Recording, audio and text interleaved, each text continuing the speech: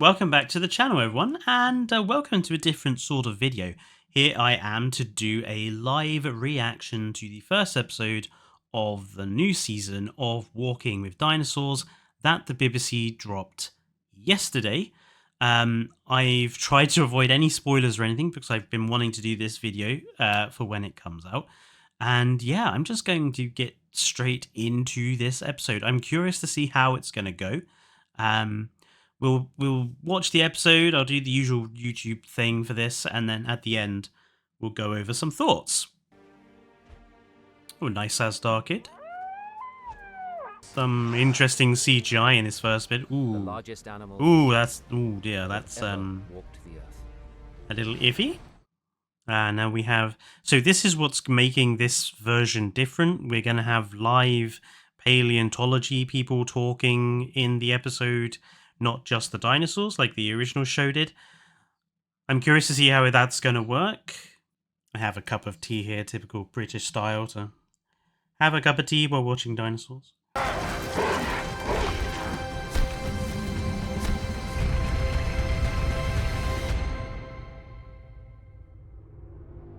Okay, so that was our cold open, essentially.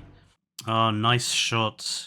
That's similar to like the first part of the introduction to Walking with Dinosaurs, the title sequence, just the sun rising there. The Orphan is our title. And we start with humans. Okay. With extraordinary story. Okay, so digging up a Triceratops. So I assume there's going to be the key animal for this episode. The team calls her Clover. Okay, so paleontologists do name their dinosaurs, but I am going to get a bit disappointed if we're just going to be constantly calling it Clover throughout the first episode. It's a nice representation of Cretaceous period Earth. You've got the vast inland sea there over part of North America. Vast expanse of green. Nice interpretation. Laramidia. Home. So here's our baby Triceratops. So it's alright. CGI wise, not bad. It's a nice shot. This is a nice place. I wonder where they went to for recording this particular episode. It's a really nice forest. Okay, so the baby Triceratops is just going to vandalize another animal's nest. The baby Triceratops is a douchebag. There we go. Oh, looks like we got a pterosaur coming. Oh, and now we're... Okay, so we're back to the humans again now. I take it, yep. Okay, a bit of an interesting way of doing it, I suppose. The vast majority of Triceratops fossils discovered are from adults. Yeah, that's true. We do have a lot of adult specimens. In fact, it's why Chasmosaurus is so important, because it's one of the few ceratopsians where we have fossils for different life stages. So it's really important to understand ceratopsian like growth is Chasmosaurus. Wow, look how well perceived those teeth are. Ceratopsians had really distinctly weird shaped teeth. In fact, most dinosaurs did have very unique shapes of teeth. It's one of those areas of paleontology I think most people don't know very much about, is dinosaur teeth being really very different shapes depending on the animal. Okay, we're back to the dinosaurs now. Here is our pterosaur. What's an Asdarkid? Looks really nice. An Inferno Draken. Inferno Draken, what a cool name. A giant bird is nimble. I mean, I think in this position, the Asdarkid is well within its rights to, I was about to say if it is its nest, it is its nest. I think it's well within its rights to have a go at that trike, considering, you know, it just tried to play with the eggs. Although it does seem a bit bizarre that a pterosaur would lay a nest on the ground, on its own, in the open. It's a very odd way of doing it. Even birds that nest on the ground they don't tend to nest on the ground singularly. They tend to be surrounded by hundreds of others to protect, protect the nest by group mass, essentially. Oh, and we're back to the humans again. So we had like, what, a minute and a half of dinosaur, and now we're back to humans. Holds the Well, final that's a T-Rex tooth. T-Rex teeth are pretty distinctive.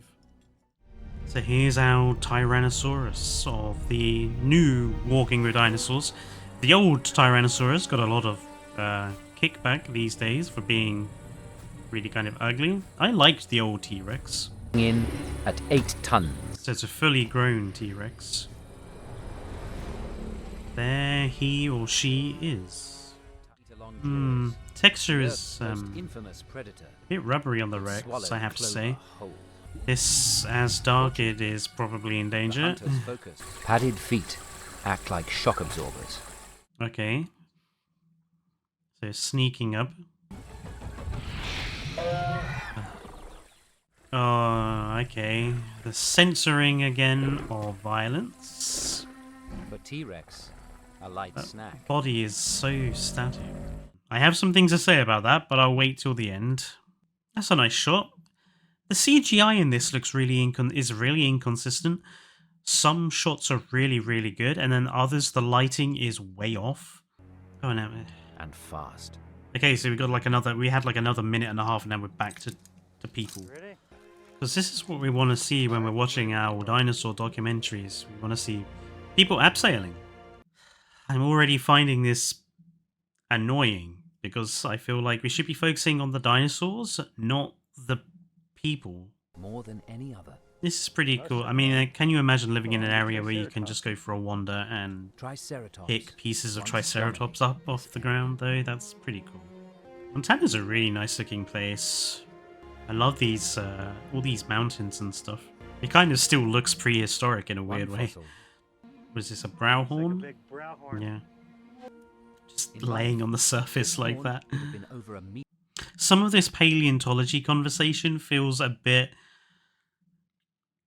scripted. It's like, I don't imagine paleontologists tell one another how a Triceratops would use its horns. I think most paleontologists probably would be fine knowing that already. Some of the conversation just seems a bit off.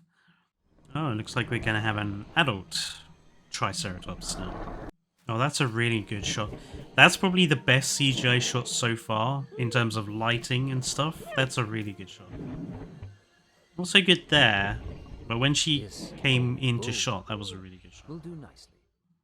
Again, really looks really good there, lighting-wise and everything. But then this guy doesn't look so good. Yeah, the ball. Yeah, I Needs a troublesome youngster following you around. I ain't got no time for that, says the big trike. we're cut back to humans again. The killer's Okay, brain so cavity. he's going to print a 3D model of the Rex brain. Yep, that's the T-Rex brain, alright. There is some interesting bits on the brain of the Rex. It's good that they're explaining the information. T-Rex does. Really big eyes, just like an owl that take in a lot of light. Yeah, I mean, that's true to current day thinking. The T-Rex's vision was probably somewhere similar to sort of birds of prey in terms of the quality of its eyesight. So that's current modern day science. We're back with the dinosaurs again. A frontier classification of darkness. We'll just put a blue filter over everything. Although hopefully this should make the CGI look even better, because it hides any problems. That's darkness. I don't think they've used any animatronics in this show. It seems that supper is nearby. Looks like it's all CG. That's a really good shot. Looks good. Perfectly. Ah, the old cliche of I stood on a stick and that alerted my prey. Ooh. This is suddenly like the aisle. You're in trouble now. Clover survives her first brush with the Rex. Well, please don't tell me we're back with the humans again. Thank God for that. Good shot. Wow, look how detailed that is. Like, obviously, it's not up to like prehistoric planet standard of CG, but this is still decent CG in comparison to, say, Dinosaur with Stephen Fry. Oh, we've gone back to the humans again. Oh, it's so frustrating. Okay, we got a drone. Fly out towards those badlands. What are they gonna do with the drone? Some sort of laser Eric scanning? teamed up with Yeah, it looks like a laser. minerals within ancient fossils. That's a really interesting way of finding at least fossils on the surface of the ground. Of course, that's not really... Usually those would be really weathered, so mostly you want to find stuff still buried. It's a really interesting technology, though. That's a really cool invention. It's the lower leg bone of a truly colossal dinosaur. That's a colossal. I've seen a cast of the thigh bone of Patagonia Titan, which is this guy. That's a colossal bone. That's small. That's a pretty shot. The calls of perhaps the strangest dinosaurs who roam here. Strangest dinosaurs who roam here. Edmontosaurs aren't strange, as far as dinosaurs go. They're relatively normal. They look great though. I really like the colour scheme. Nice to see some animals with some colour in this program so far. The Rex and the Trike were a bit bland, but these guys look really cool. Really nice, beautiful colours. It's really clear to me that they're using CG to do the interactions between the dinosaurs and the surrounding terrain. It was really clear in that shot where they were eating from the trees. A playmate. Oh, for heaven's sake, this is not the land before time. I have thoughts about that. We've gone back to the humans again. Like, can we have a prolonged period with the animals show? Although this is really good. I mean, this shows some of how paleontology works. The covering the bones in plaster cast to keep it all together when you move them around. Really basic paleontology stuff, but it's good to be showing it. On the order of 30 feet, maybe more, 10 meters, something like that. Not from that little sliver of vertebrae. You'd need to get a lot more than that to estimate the size of a T-Rex. 30 feet, 10 meters, that's basically the estimate for a T-Rex. Not necessarily specifically that one based off that real slither of bone that they exposed there. To estimate size for an animal like T-Rex, you'd want like the leg bones, vertebrae bones, fully exposed to be able to do proper measurements and stuff on them. T-Rex probably couldn't run for fear of breaking its own legs. With a top speed of just 15 or 20 miles an hour. Yeah, 15 to 20 miles an hour is still relatively quick for an animal that weighs 8 tons. Plus, I don't know many humans who could run at 20 miles an hour. Like, I still wouldn't place my bets on the human if the T-Rex got the drop on the human, like ambushing them. Now, that's probably the best shot of the Rex we've had so far. I like all the little... The Rex has quite a lot of scars and stuff on it. So it's obviously been through a fair old few battles. It's just an experienced T-Rex. Oh, we've had the cliche step on a chook again. They say it's not easy being stealthy, but when it was hunting the Asdarkid, they made a good point of saying how it had, like, special pads on its feet to say that it is to make it stealthy. And now suddenly that doesn't apply. There's a lot of overhead shots in this I'm noticing as well. Form a defensive line. And I have to say they're probably the worst in terms of the quality of the CG. I have to say the Edmontos look kind of rubbery as well as the Rex. Get after him, boy. It's not that tall of a log. You can hop over that. Ooh. Okay. Again, censoring the kill. Also, Clover just letting her new playmate just, you know, die like that. This Triceratops is, you know, a bit of a dick, innit? Messes around with a nest of eggs lets her new friend die like that.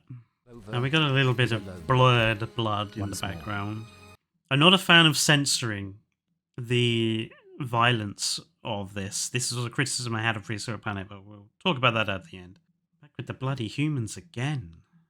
Tell the experts this is a coprolite. Oh, a fossilized dinosaur dung. feast. This is a It's massive really big turd. Toilet humor. That's a wide cloaca. That is a very wide bumhole. The only... I mean, this is pretty standard stuff they used for the original Walking with Dinosaurs. There was a whole part in the making of where they showed them conducting microscopic analysis on fossilized hadrosaur coprolites, showing the sort of plant material they ate. So, you know, this is kind of standard trace fossil stuff. Back to the Cretaceous period. I wish the show would spend more time here. See there, the Rex looks a lot better there. It actually looked like it had texture, but other CG shots are not as good. They really do like these overhead shots, don't they? Ah, the adult. Are we going to have the cliche Trike versus Rex? The only animal that doesn't need to turn and run. Ah. But it wasn't solid bone. Well, it was. It was solid bone covered in skin. The idea is that they could change the color pattern of their frill. Yeah, this is kind of standard stuff. This feels like a really scripted conversation between these two. I mean, I'm sure both of them know all this anyway. Like, I doubt they would be having a conversation like that. They're just having one for the camera. And it comes across as really fake and forced. It's over 8 tons. Each with fearsome weaponry. Oh, there's the Flushing blood into his frill the frill creates colors. Oh, that looks really cool. That's a really cool version of a trike. Oh, wow, we've actually got some blood on screen. Here, the Rex is gonna have a go. Was that it? Something I've noticed so far about this show is there's no interaction between the animal and the camera, which was something they did in Walking with Dinosaurs a lot, and it really helped with the immersion. Hey, are you going to run away? Oh, for heaven's sake. Okay, we're back with the dinosaurs again. Run away, you stupid animal. Why is it just running backwards and forwards? of surprise. Uh-oh. That's probably a kill. It just flopped over like it fell on a pillow, didn't it? It didn't make a loud thump or anything, did it? Okay, so they've killed off the Rex. Well, it's interesting that we are allowed to see a Rex covered in blood and piercing marks and such. Because the Rex is the bad guy, right? I suppose we have to have a happy ending. There we go, that's the end of the episode. A few moments later. Oh God! Oh dear. I think that's how I will. The TLDR version of my thoughts on this is oh dear. Okay, let's start off with talking about some good things. The CGI quality is better than Dinosaur with Stephen Fry. It's nowhere near Prehistoric Planet levels, but it is definitely better than Dinosaur with CGI. Dinosaur with Stephen Fry. The company they've got in to do this is a company called Lola Post Production. They've done a lot of documentaries and stuff for the BBC. It's not, Frame Store, who were the original series CGI team. It's all right. I would say that there's definitely some better shots than others. But overall, I think the quality of the CGI is okay for a TV show.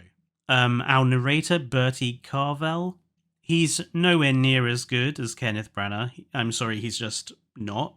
But he isn't a terrible narrator. He's an acceptable narrator.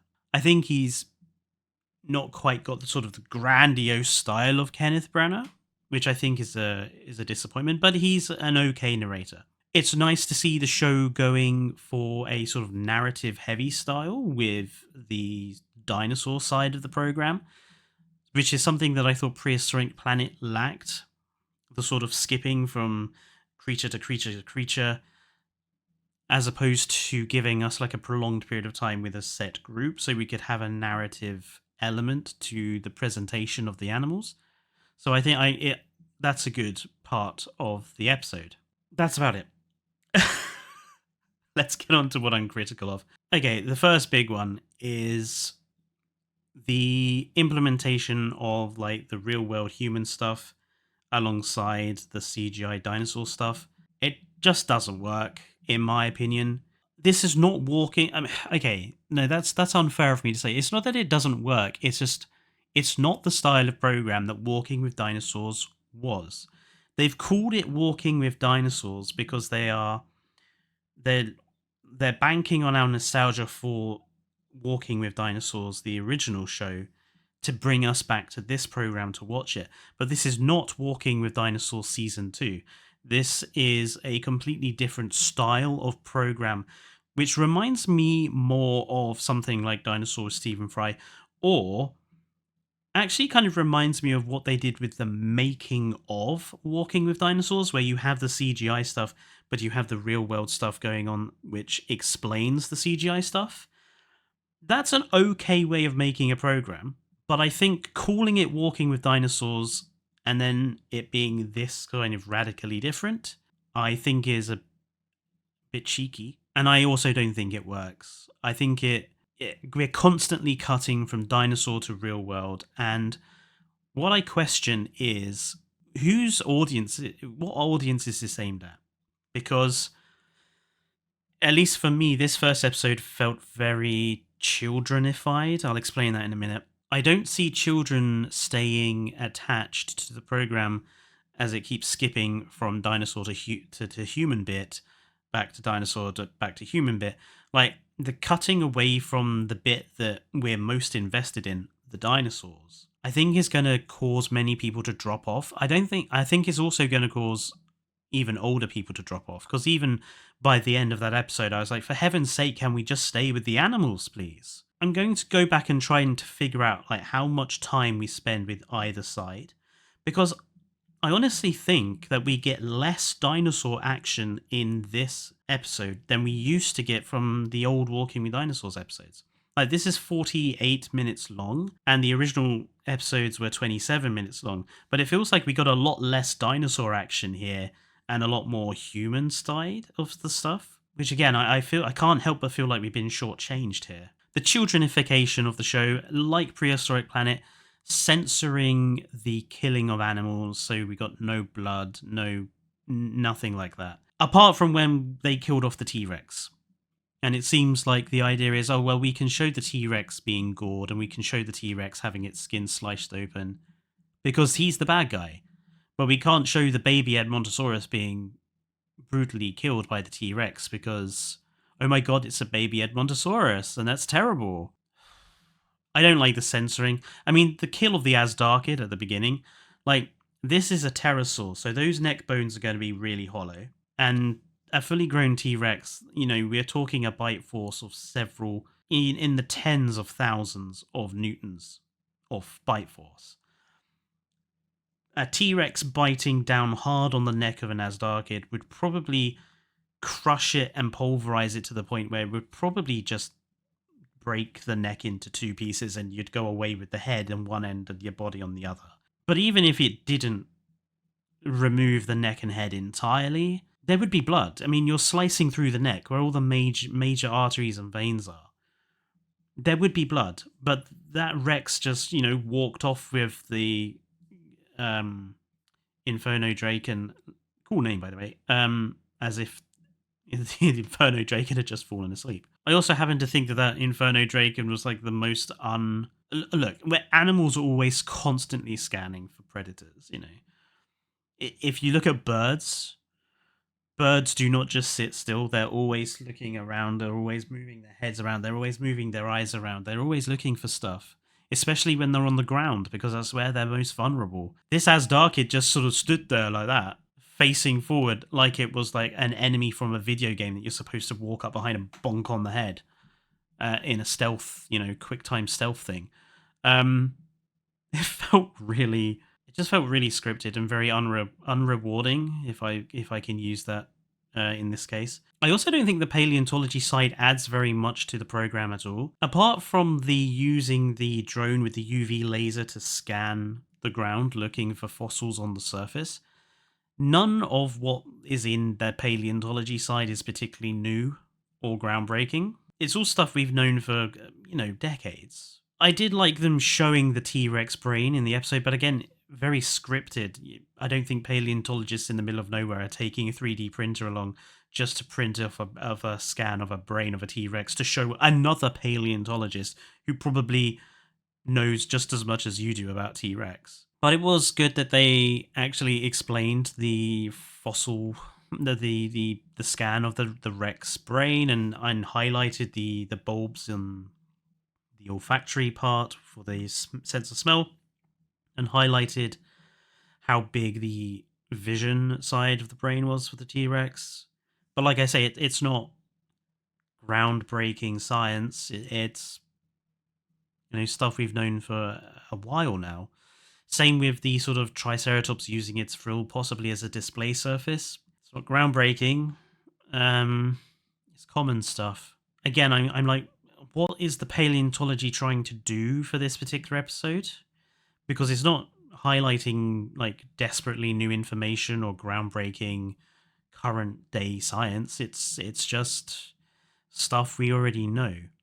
I feel like this is a response to something that happened with the original program. Was some of the newspaper critics, usually the right-wing conservative newspapers, oddly enough, criticized Walking with Dinosaurs originally for presenting behaviors or details as facts when there's no evidence for them, such as there being no evidence that dinosaurs had color, and therefore the fact that Walking with Dinosaurs showed dinosaurs having color was, shouldn't have been done.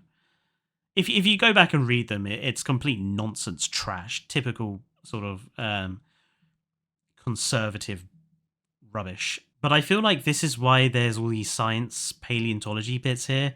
Is like they're trying to say, oh look, this is the evidence that highlights what we're putting in this particular episode. And I'm like, who cares? Do we have to constantly keep snapping away to look at the paleontology evidence for the episode when that could be in a making of featurette, or like the Prehistoric Planet did, you could just put it at the end as a sort of background, a back scenes, behind the scenes thing. I would kind of rather we just stay with the animals and stop popping away. But maybe that's just me being biased to the old way the show did it. Music, I don't think was particularly great. Walking with Dinosaurs' soundtrack is iconic. I don't think the soundtrack here was that brilliant. I suppose if I was going to say what my biggest critical point of, it's the Land Before Time-esque, oh look, we'll have the baby Edmontosaurus and baby Triceratops play together because that's so cute and so wonderful and so nice. Okay, there's no evidence to say it didn't happen. But at the same time, there's no evidence to say that it did.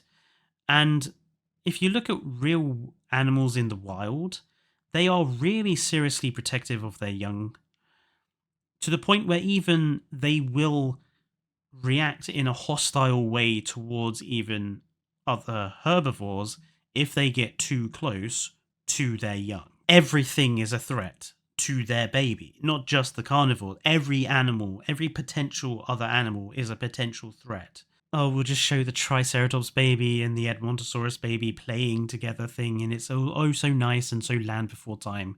It's just kind of babifying dinosaurs, which has happened enough with Jurassic World and turning raptors into pets. I don't think we really need to see it in a program that's supposed to be kind of more factual. So yeah, I'm not a massive fan of that. Overall, if I was going to give this a rating out of 10, 5.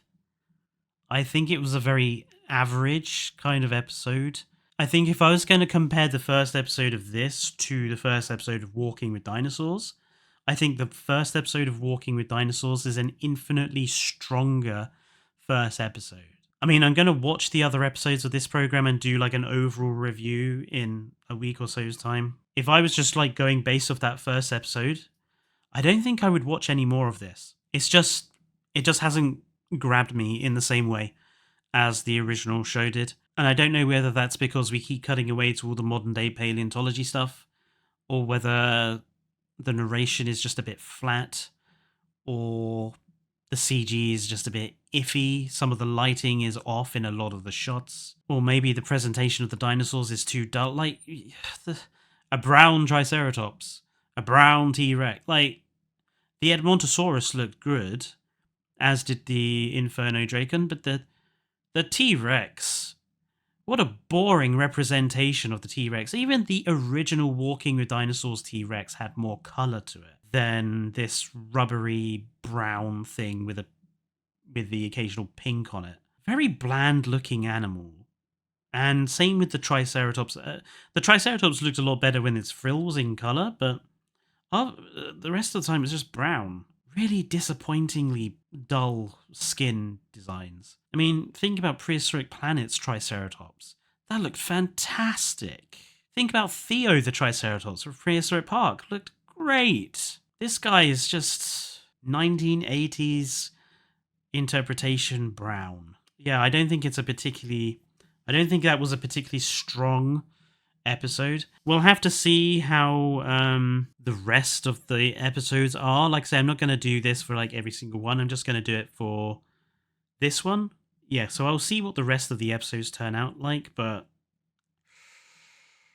oh dear is all I'm going to say. But let me know down in the comments what you guys think. I'd be curious to know if you've seen it, what you think of at least this first episode so far. Let me know I'm curious to know what people think about the switching from dinosaur to paleontology and back again. Whether you think it's a good thing and it works, or whether you think it's a bad thing and it doesn't. And yeah, don't forget to like the video and subscribe to see my opinion on the whole of this season of this show when I do the video on that. But until next time, stay safe and goodbye.